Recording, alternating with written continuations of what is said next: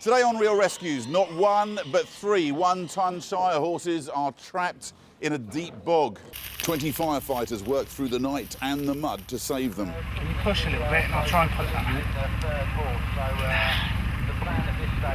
out. And fell rescuers comb the Yorkshire moors for a young collie dog that's disappeared. He could have fallen down a sheer cliff face or into a deep ravine. She realised it was sheer drops, so she called the dogs back. The one that she's got with her came back, and the other one, who was more obedient, didn't.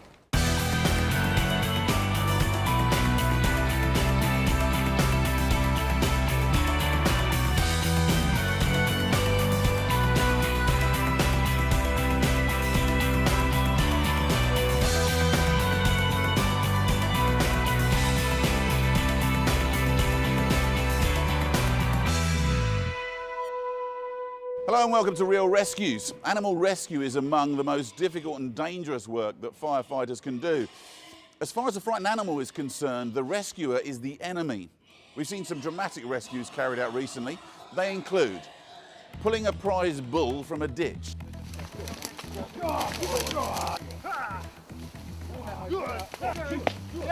freeing a huge and potentially dangerous python stuck in a car. Oh, he's coming out. That's good. Jack, good boy. Good. Hang on. That's all right. I'll give you a ring back in a minute. Hang on. Oh, he's out. Is he out? Hang on. Yeah. Good boy. There we go. And the heartbreaking task of trying to save a beached whale. Can you whip that out to him? These rescuers here are firefighters, and these extra skills take highly specialised training, and that's what's going on here at Sparsholt College. Working with animals is serious work and potentially very dangerous. Crushing or kicks from big animals can be fatal. Owners have even been killed trying to save their pets. Now, pigs look funny, don't they? Very friendly little animals, but they can deliver a nasty bite. The only way of keeping them under control is with the help of these boards you can see the guys using here. And we'll have more on that later. But first, the animal rescue you're about to see is one of the biggest and most complicated that these animal rescuers have ever had to carry out. Not one, but three mighty Shire horses are stuck fast in the mud. It's early evening and animal rescue specialist Jim Green is heading north. A farmer is in desperate need of help. Three of his precious Shire horses are in deep trouble. Fire Control have taken a 999 call from his neighbour, Zona. Hi, we've got a horse stuck in a bog. There's three of them. Right, okay. How long have they been in there? How long have they been in the bog? Oh, I don't know. We just found them. We just found them now. Right. Hours, I don't know. Okay, we'll get them on their way then. The Shires have wandered into a wet, boggy field. Now they're utterly helpless. The only way these giants of the equine world will survive is if Jim and his crew can get them out. Each one weighs around 900 kilos. That's about a ton. There was a fence line at the bottom of a field that had been trashed by one of the other horses that was still walking around in the field. It became entangled in the fence line, had panicked, had ripped the fence line down, and then that had allowed access to the old mill pond, which had silted over the years. And three horses had wandered in there and become stuck in the mire. 5 crews are on site. Jim is head of operations. Animals of this size and sheer presence, it's just not something that happens every day. You know, if we'd had one Shire horse stuck in the mud, that would have been quite a major job. But to have three, I knew that we would be at this incident for quite some time. The 3 Shires are called Lady, Dainty, Lady's adult daughter, and Lorraine. Farmer John Wilson found them 2 hours ago, but doesn't know exactly how long they've been trapped. Lady is up to her shoulders in water. The other 2 are wedged in mud. Lady's in danger of drowning, but has some movement in her legs. A kick could prove fatal for her rescuers. We get involved with a few rescues, but this was the sort of most extreme in a lot of ways. Everything was as problematic as it can get. These are dangerous animals if they start scrabbling around. So the sedative is a drug that we use to make it safe for the firefighters to get strops around them. Determining the amount of sedative is really just based on looking at the size of the animal and also just experience using it and seeing what response you get. If they're not sedated enough, then they clearly need more. The daylight is fading fast, but the fire crews must prepare carefully for the safety of the rescuers and the horses. Inflatable pathways will give them a solid base to work from. It was very evident from the start that we weren't going to be able to get any mechanical lifting devices into this environment. We had to think manual techniques from the outset. So we brought in our rescue paths, and these are 10 metres long each. They are inflated with a breathing apparatus cylinder of air, and they enable us to slide the horse along them quite swiftly to a place of safety. Lady is getting weaker and weaker. The horse has now been stuck for at least 3 hours. It hasn't taken the fire crews long to feed the strops around her body under the water. They know the mud will pose far greater problems. Once we'd managed to get the strops underneath Lady, then we were halfway there. But there's still the fact that you've got the sheer weight of a Shire horse. The equipment's in place for an attempt to pull Lady free. It's the only way to save the animal's life, but it's a mammoth task. Just mind your back. Hold on straight and take the pull from the head now.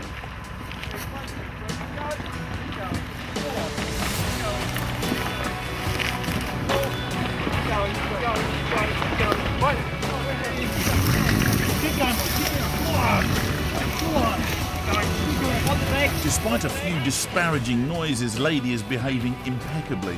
The sedatives have played their part. Normally, once we get a trapped horse out, we want it to stand up, but in this case, they had to be slid out across mats to get out to the edge of the bog. Too little sedative, and they're going to get up halfway through the rescue. If one of those horses was to fall on top of somebody, it undoubtedly could kill them. So I don't think I've ever used as much sedative as I did that night. Rescue path under its head and under its neck. They stop to reposition the pathways. There's still another 25 metres to go. 1, 2, 3, start. Go on, boys, pull it. We had 18 firefighters pulling a Shire horse out, whereas normally it would be the Shire horse pulling 5 tonnes of timber. So for me, it's the sort of rescue that I was really hoping would go well, and we didn't want to lose them. Just a few more yards to go. All the time the crews keep clear of the kicking zone. Although sedated, at any moment this horse could panic and kick out. It was very pleasing when the first horse came out, and then as she came off the end of the rescue path onto the grass, that stimulated her and she just got up. And that is absolute textbook, that is ideal. It couldn't have happened any better. We got one horse out and there's great elation, but then night is coming on at this point. One horse in and suddenly it's getting dark, and it's a very different situation. Dainty and Lorraine are still firmly wedged up to their necks in the mire. It's going to be one of the most difficult rescues these crews have faced. That rescue is far from over. Here, they train to deal with all sorts of animals, including pigs. Recently, we watched the fire service rescue Dolores, 20 stone, pregnant, and very unhappy.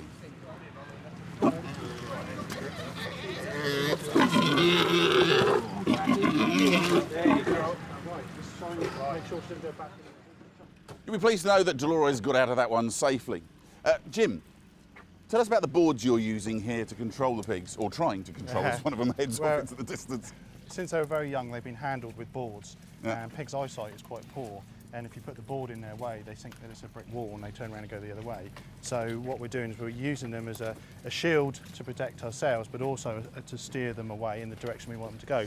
Well, tell us about the exercise. What are you up to at the moment? Because why are we heading off down the pathway? Well, this is just to get firefighters used to herding pigs.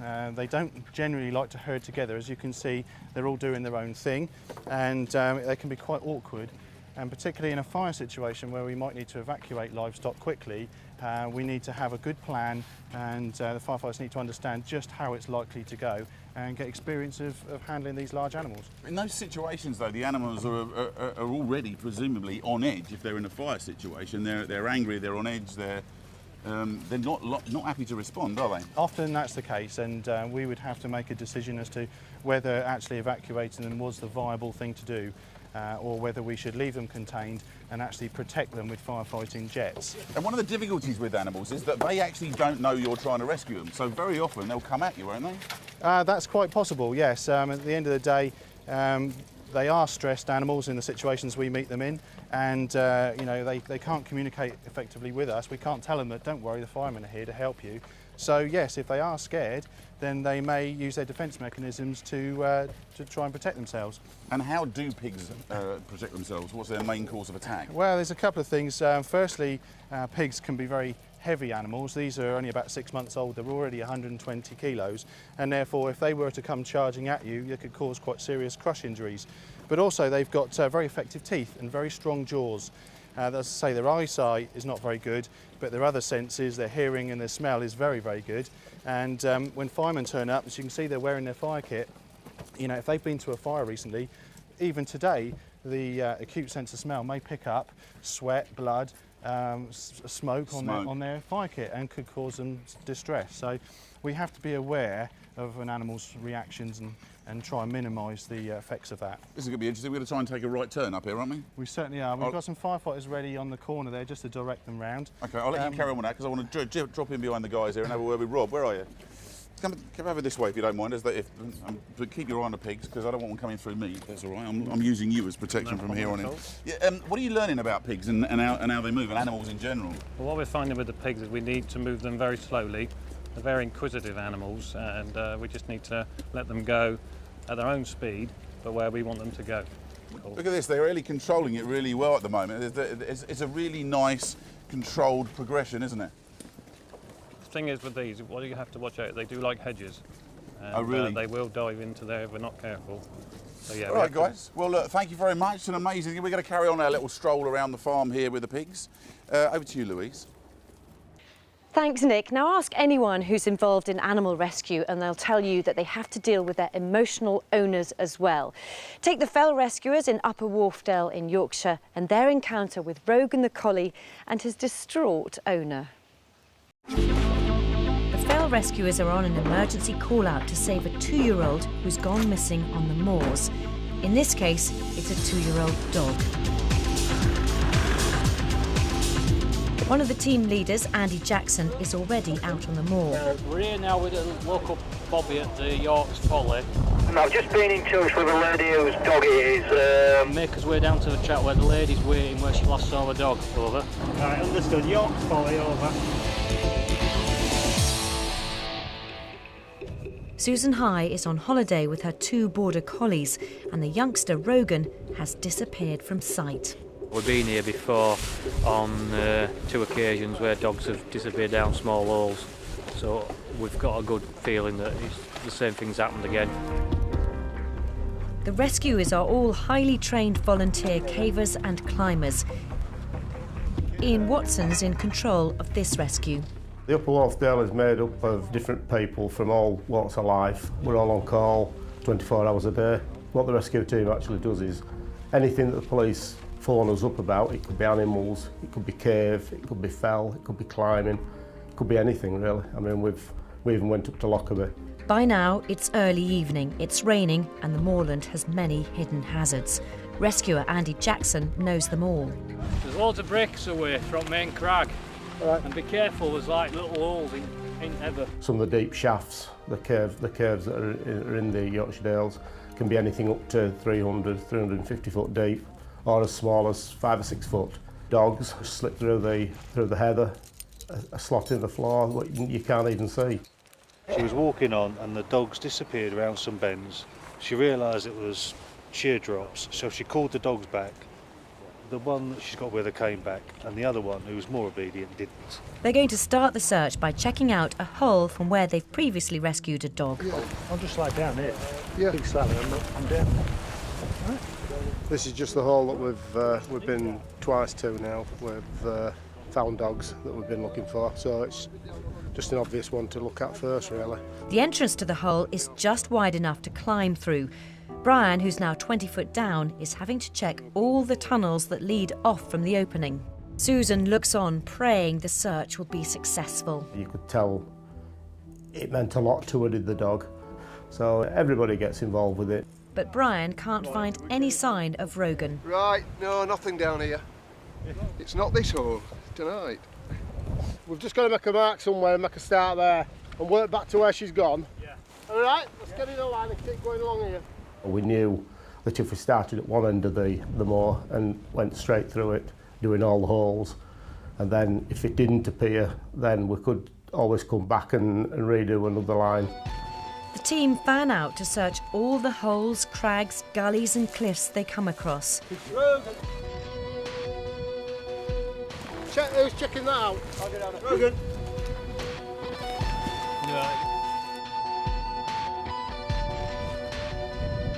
Rogan!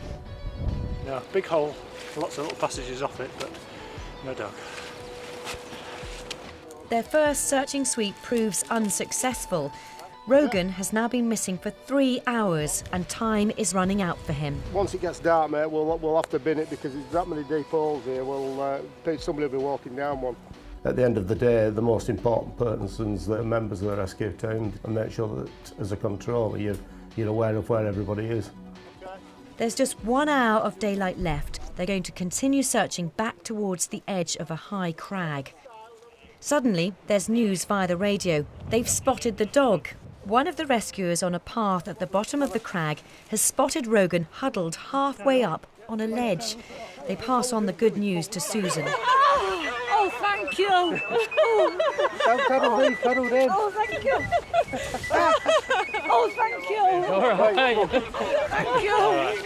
It's a pleasure. Thank you. It's a pleasure. But Susan's joy is premature. The actual dog is just down below that tree. Rogan's alive, but this rescue is far from over. Out of sight for the moment, Rogan is in a precarious position with a 30-foot sheer drop beneath him. Derek's got the job of climbing down to get Rogan. Ian said he sat there calm, but you know what dogs are like when you get to them.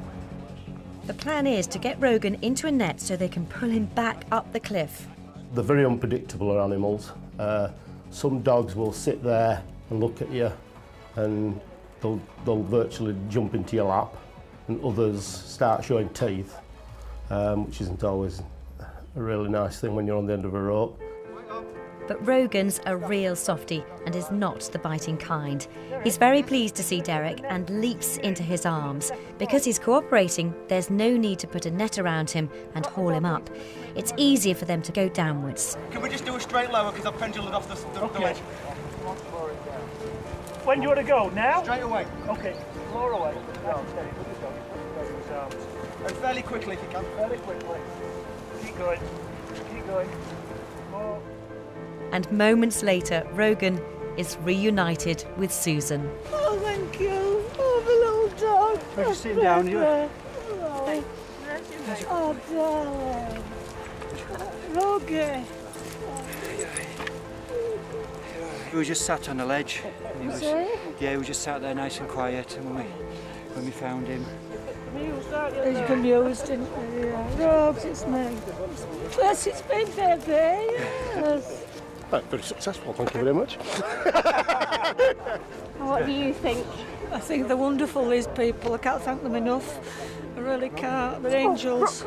It's always nice to, at the end of a rescue, for us to recover the dog, or any animal, or any person, really, because it belongs to somebody. And to the lady, it was like a child to her, really, So I mean, she was very, very happy. The rescue team lads are always happy, when it's been a successful job.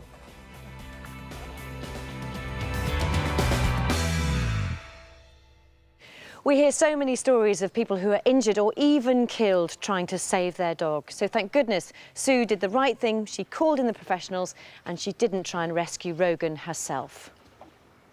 Still to come on Real Rescues. A cat has been stuck up a tree for 3 days. There's only one way down. But rescuers beware, this is now a desperate animal, in more ways than one. Don't stand under it, it will urinate more than likely. Keep going, yeah. Oh, man, Tom could have put his bottom the other way around. Sorry, mate. And we need a cow to volunteer to help the trainees practice the cow lift. This is cow number 196, but we're going to call her Ermintrude. Thanks very much, Ermintrude. You're on. Earlier we saw the fire service fighting to save the lives of 3 Shire horses stuck up to their necks in a bog. They've got one out, Lady, but it's getting dark and there's still a huge amount of work to do. The crew are more than 3 hours into this huge rescue operation. The most difficult part is just beginning. Lady's daughter, Dainty, and a third horse, Lorraine, are still up to their shoulders in mud. Horses in particular, when they are trapped for a period of time, they will tend to give up. That buys us time because they're not struggling, but also horses have been known to just give up and die because they've had enough. So it's a balancing act, really. Somehow they have to get strops underneath her, but that means feeding them through thick mud. We cut round to give us some access, and then we used our strop guide, which is a 7-foot long piece of sprung steel with a hook on the end, which would normally follow the contours of a ditch around the animal's body and then come up the other side so that we could put the strop on the hook and pull it back through. Animal rescuer Colin Horwood is trying to grab the strop guide as it's passed under Dainty, but it's proving difficult. The mud and roots are getting in the way. Gently. Whoop. Just a shade more. They're very, very deep stomachs on a Shire horse, and with this watery, peaty silt underneath, it really did mean that we had to get down up to our sort of shoulders. It was very hard work. Gently. They've been working at it for nearly an hour, but at last the strop is in place. They can make their first attempt to pull her out, but there's another problem. The problem that we had was behind her, the spine side, which is the way that we would normally try and pull them out. There wasn't enough room to get all the firefighters we need to pull that animal out. So we decided to try a backwards skid. So we'll try and go out backwards. The plan may have to change, because we're not dealing with an inanimate object here. They're ready to put the next stage of the plan into action. The safety of his crew is always uppermost in Jim's mind. Now, if you go start feeling trouble, make sure that you take the chance to get out of the way. Right? Don't even worry about staying here, just going to move.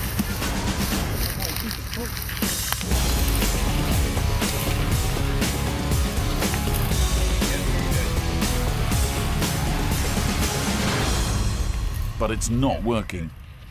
When we started to pull her out backwards, we soon realised that something was wrong, something was holding her up. That's our problem, boys. That's the leg there.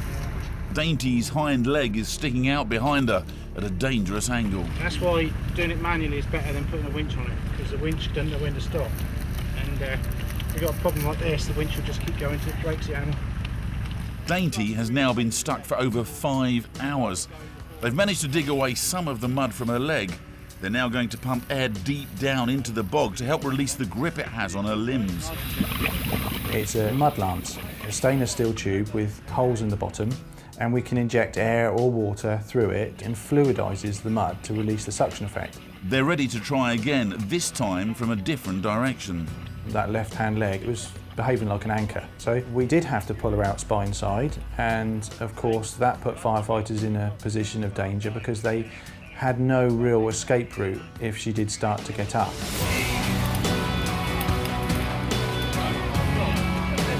Yeah, keep going, boys. That's great, well done. Excellent. Keep going. 2, 6, heave. Using all the strength they can muster, the 20 firefighters heave Dainty out of her mud trap. She's free, but far from safe. If she starts to struggle now, it could endanger the very team who are trying to rescue her. Although sedated, there are signs she's starting to panic. Watch out. Sit on that head. Go on, get on it. Watch it. Watch that kick it down. Watch this. Come on, out of it. We'll be back as the crews fight on to drag Dainty to safety, knowing there's still a third Shire horse trapped.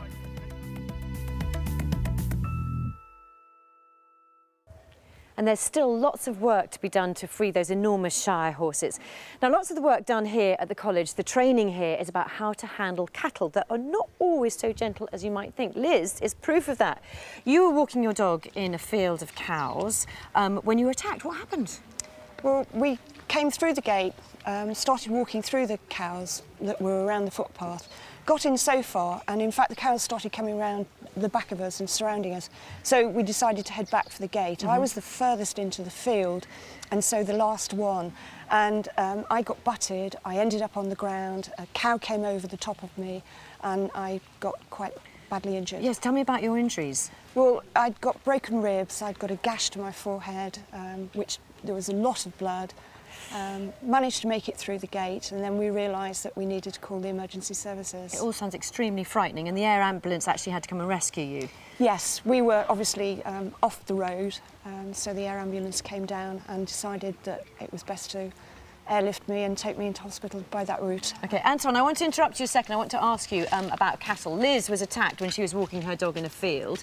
How unusual is that sort of thing to happen? It's reasonably rare. I mean, there are thousands of herds of cattle in this country, but wherever there are cattle, wherever there are footpaths, particularly when people are walking their dogs across, the cattle, if they've got calves with them, they're going to be much more emotionally charged anyway, and they could attack the owner and could attack the dog. OK, so what's your advice if you are walking with the dog? If you do, you know, the cattle start coming around you, what do you do? Well, the current advice is to let the dog go so that the cattle then divert their attention onto the dog and allowing the owner just to move away. And generally, they're handled by people anyway, so generally they will move away. But you can never say never with animals. And you have to particularly watch out, what if there are calves in the field? Calves in the field, certainly a bull in the field, and generally that there wouldn't be a bull where there's a footpath anyway.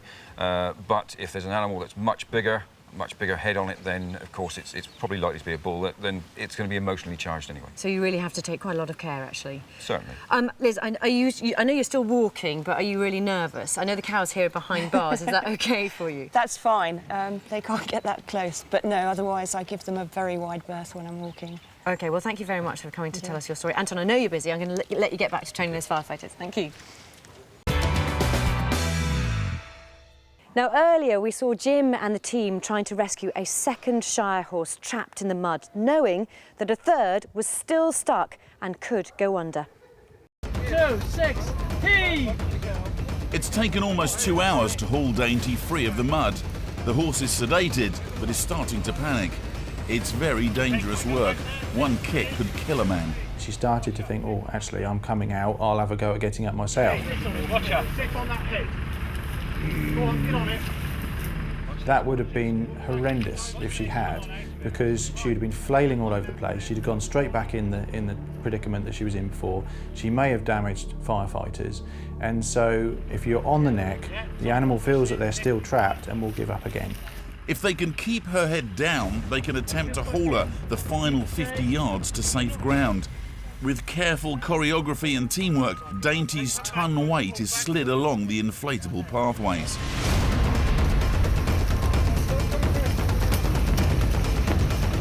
Nice and slow, fellas, let the path come up.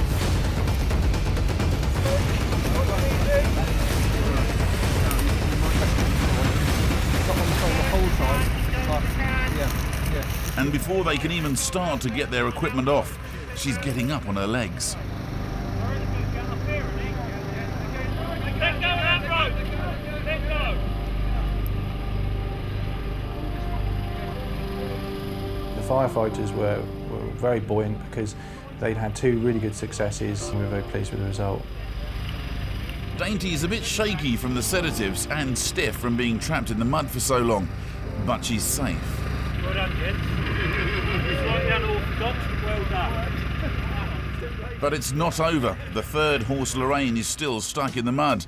They have to go through the whole process again. She was getting pretty cold, pretty fed up, pretty tired, and we knew that we had to get her out as quickly as we could. It means Jim has to climb into the bog. They know what they're dealing with this time, and Jim's doing whatever it takes to get that strop under as quickly as possible. Can you push a little bit and I'll try and put that in. Hang on, Strops went round her, I wouldn't say fairly easily, but we knew the environment now, and we were able to do that quite successfully. Now they need to pump air down with the mud lance to release the suction on her legs, and then they're ready for the haul.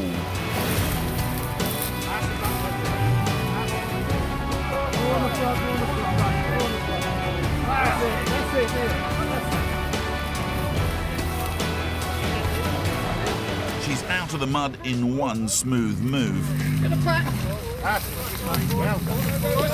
They need one final effort to get her to safety. It's nearly 3 a.m. The crew have been digging and hauling now for 7 hours, but they won't let up until all 3 Shire horses are safe. Go on, back in, come on. We've been there for some time, and we just wanted to now get the job done and get cleaned up. So she zipped out across that mud path very, very quickly, and we were very pleased with the result. One horse trapped in that way would have been quite a challenge, but 3 was momentous, and I don't think we'll come across a situation like that for many years to come. Smaller animals maybe, but 3 Shire horses was quite incredible. It'll take a while for the sedative to wear off and Lorraine to get to her feet, but all 3 horses are now safe, and soon all will be enjoying a good rest in the stalls. We'll be getting an update on those Shire horses in a minute. The way they were trapped meant the firefighters couldn't use any mechanical means to haul those huge animals free. But if a crane can be used, that's what they do. In this recent rescue, it was the only way to get this cow out of a swimming pool. But it takes a lot of skill to lift an animal. Ermintrude's been volunteered, but before they can practice the lift, they have to put her down. They're not in the kindest possible way we're talking about. She's done this before and it doesn't do her any harm. There she goes already. So, actually, Jim, could you come round and join us and let us know what's going on? Oh, there you go. Now, you used ropes there. You actually didn't sedate her. No, this is a veterinary method called casting, right. And it's a way of carrying out a procedure with an animal without actually giving it drugs. And what we do is we put the casting lines around it and put tension on it, and that releases endorphins into its nervous system, which makes it fall down, and it's like a natural sedative. So she's quite comfortable there at the moment? Yeah, she's quite comfortable. She's just dozing.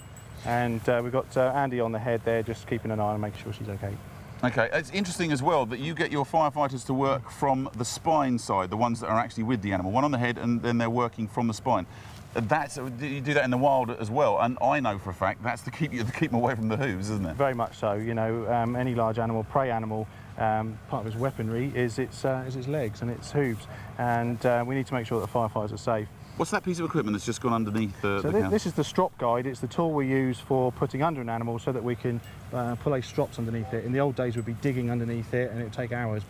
This harness we're using is actually a medical suspension harness. It's designed for animals that are sick, and you can suspend them in that for quite comfortably for up to 2 hours at a time. It's important to train them and do this process, because people will be thinking, why is Ermintrude having to go through this? Yeah, I mean, we practice with dummy animals, and that's good for a teaching procedure, but when it actually comes to the real thing, you know, we want them to be prepared and to understand that a live animal will behave very differently. So this really sharpens their minds, really, so that when they come to the real thing, they won't have any surprises. And it is a very large animal, and there's always the potential for danger to the firefighters. There she goes. She's just starting to kick her front hooves, and even when she's restrained, there's always the possibility she could let go with her hooves. Yeah, very much so. What are the specific difficulties that you encounter with animals that you might not in other services in terms of rescue? Well, when you go to a fire, everybody stands outside and waits for the fire service to turn up. When you go to an animal rescue, you've got all the members of the public trying to help it. So that's the first problem we've got to resolve, is keeping people out of the way. Then you've got the animal that's a prey animal. It's never seen firefighters before. No. Look at these guys here. You know, when they turn up mob-handed, looking like a bunch of wasps, you know, to an animal that isn't going to be a naturally calming influence, and they're not going to see the fire service as being their knight in shining armour.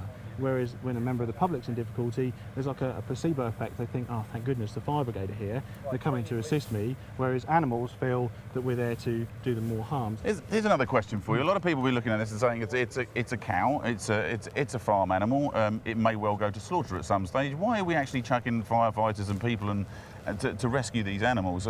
Is it to protect the people who would normally go in looking after the animals? Yes, I mean, if the fire service weren't to rescue animals, then somebody else would have to. And we can provide, you know, a safe system of work, the right equipment, and that is going to make a much safer scene for everybody. And of course, we'll have a viable animal at the end of it, hopefully. And we'll be back in a minute with Nick, Jim and Ermintrude to see how they're getting on with her lift. Now, the trouble with being an animal rescuer is that the animals you're called out to help don't know that you're on their side. They're often in pain, they're cold, they're hungry and they're frightened, and they let you know they're not happy in no uncertain terms.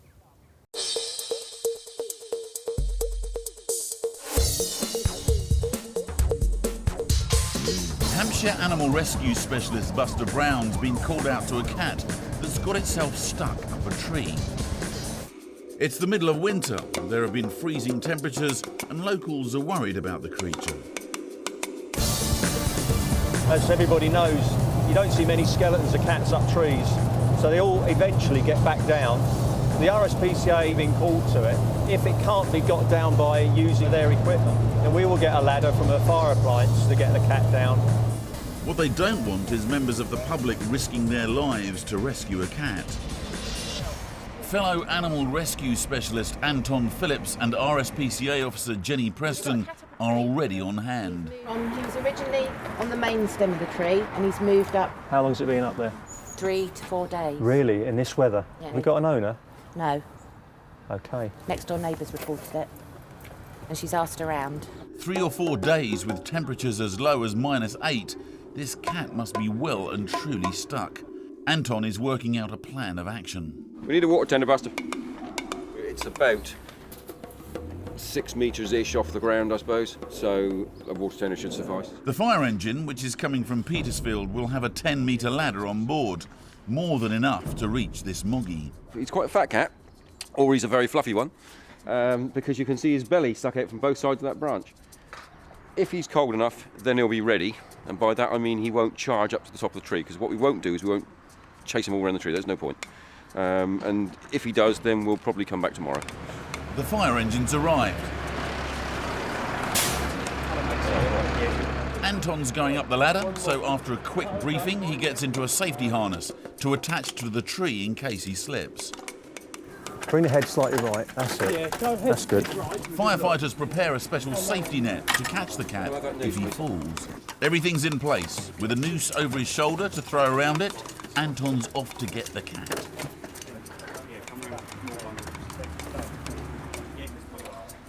The cat's keeping a watchful eye on Anton. Don't go yet. He's starting to wander. Oh, he's an old codger. This is a very old cat. For his own safety, Anton's first priority is to secure his safety harness to the tree before attempting the rescue. But he's taken by surprise when the cat starts to move. No, you don't.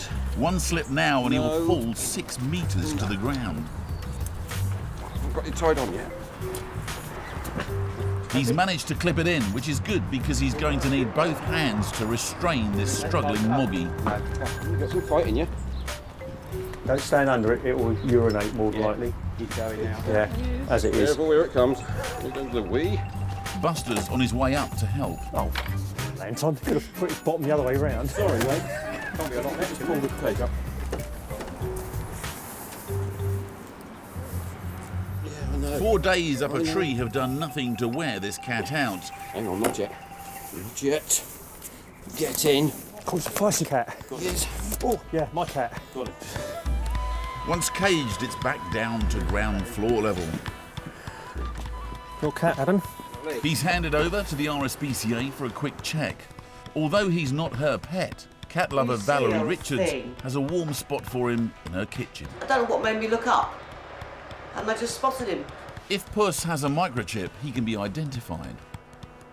But no luck. No tag, no collar. No. So it's back for a vet check, and then there's the job of trying to return him to his owner. Meanwhile, Anton and Buster are recovering from being showered in, well, not quite glory for their latest rescue. Luckily, thanks to Anton, that cat got down safely. Now, I'm going to borrow him from that cow lift. Anton, come on. Hi. You went all the way up that tree to rescue that cat. Why on earth does it pee on you? Well, for some reason, they seem to hang on to their urine, and their bladder must have this amazing capacity, because whatever it does, whenever I rescue it, it must be either a defence mechanism. They seem to pee all over me. And it's not the first time it's happened. It's not going to be the last either, is it? Well, I rescued one a little while ago, and as I was lowering it down, it opened up all over me, and I had to take off all my clothes right down to my underpants and drive home in my underpants and socks. So there's nothing you can do about it at all? Seems to be, I mean, when I'm trying to balance on a ladder, balance into the tree and keep the cat away from me to stop it scratching me, then there seems to be this way with which it could actually aim its urine straight at me. So. Oh, how horrible for you. I'm going to let you get back to Ermintrude. Thank you very much. Let's talk about another success story. Earlier, we saw that dramatic rescue of the Shire horses. Well, they're all out now, they're safe, and a few days ago, I went back to the farm to see how they're getting on. John, tell me who we've got in the field here. There's Lorraine, Lady and Dainty. And this is amazing, because last time we saw Lorraine, she was covered in mud, lying on the floor, having just been pulled out. How long did it take her to recover? Well, about 24 to 48 hours to fully recover and start to feed again, because she was very shocked and stressed. Look. And they were all wet, cold. It was middle of the night. What did you do, Barney, to get all the mud off them and make sure they were okay? Well, the next day, like when they were better and that, we got some warm water from indoors and started to sort of peel it off and wash it off. Right. So it took ages.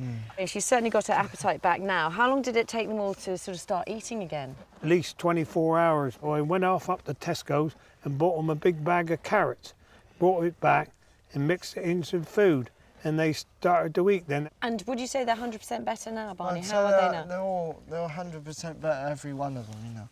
And they're back to their normal selves, are they? Yeah, they're all back to their normal selves now. And Daisy's even won some prizes since she was in the bog, hasn't she? Yeah, Dainty won the Young Anders class at the North East Dance Agricultural Show. Also, the show harness class and the show harness champion at the Ringham and Ellingham show. It's just brilliant to see them looking so well, to be happy in their field, and thank you very much. Good luck with all those shows as well. Thank you, Lorraine. Thank you. Thank you. What impressive animals those Shires are. Now, I think they're ready to lift Ermintrude. Nick is with Jim, who's talking us through it all. So hopefully we're going to go up in the air now. It's the most dramatic moment as she's being lifted, and you would need a crane because there's no way that you'd actually be able to lift this animal otherwise, is there? And up she goes. Yeah, so we're going to get her up a little bit more. Now you can see that she's comfortably in the harness. It encompasses her very securely, and it's not causing her discomfort. And this is a medical device which enables us to suspend an animal for maybe up to 2 hours if you had to perform some procedure on it. I'm amazed how comfortable she looks dangling there, but are we ready to let her out? Yeah, we're ready to let her down now. So, okay, crane operator. We're just releasing the tag there, which is going across the neck, and then as she comes down to the ground, Anton will release the safety pin, and we'll be ready to release the back pin, which will allow the harness to fall off of her. Now, generally, cattle will just drop like that, then they'll get up, and all this will just fall off of her, and we can walk her away. And she looks perfectly happy. There you go. Look at that. Perfectly happy. Thank you very much for taking us through that fascinating stuff this morning. As you can see, Ermintrude perfectly well and happy after her little ordeal. It's vital work they do here. Last year, the fire service dealt with around 10,000 animal incidents. Makes you think, doesn't it? See you next time.